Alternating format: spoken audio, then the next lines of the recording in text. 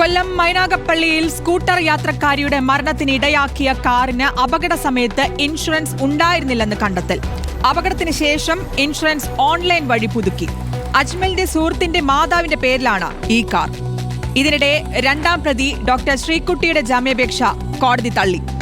കേസിൽ മകൾ നിരപരാധിയെന്നും പ്രതികാരം വീട്ടാൻ മകളെ കേസിൽ കുടുക്കിയതെന്നും ശ്രീകുട്ടിയുടെ മാതാവ് റിപ്പോർട്ടറിനോട് പറഞ്ഞു.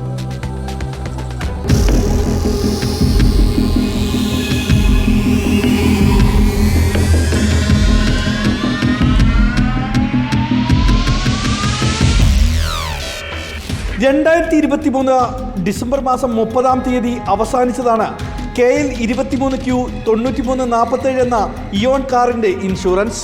പിന്നീട് 9 മാസം കാറ് നിരത്തിലൂടെ ഓടി. തിരുവോണനാളിൽ മൈനാഗപ്പള്ളിയിൽ വെച്ച അജ്മൽ സ്കൂട്ടർ യാത്രക്കാരിയെ ഇടിച്ചു വീഴ്ത്തി വാഹനം ദേഹത്തുകൂടെ കയറ്റി ഇറക്കി. കാറിനടിയിൽപ്പെട്ട കുഞ്ഞുമോൾ എന്ന യുവതി തൽക്ഷണം മരിച്ചു.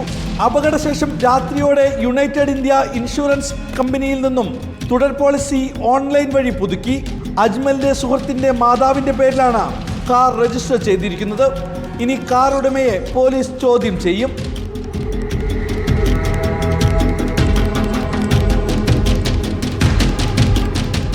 കേസിൽ മകൾ നിരപരാധിയാണെന്നും പ്രതികാരം വീട്ടാൻ മകളെ കേസിൽ കുടുക്കിയതാണെന്നും ഡോക്ടർ ശ്രീകുട്ടിയുടെ അമ്മ സുരഭി പറഞ്ഞു.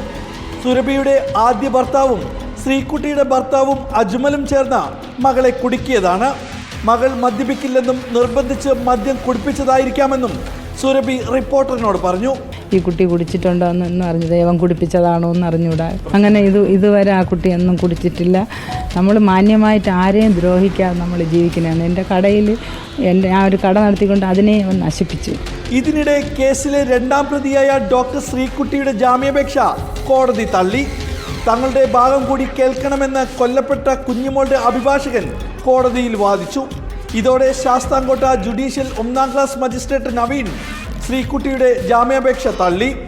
പ്രോസിക്യൂഷൻ ജാമ്യാപേക്ഷയെ എതിർക്കുകയും ചെയ്തു. റിപ്പോർട്ടർ, കൊല്ലം.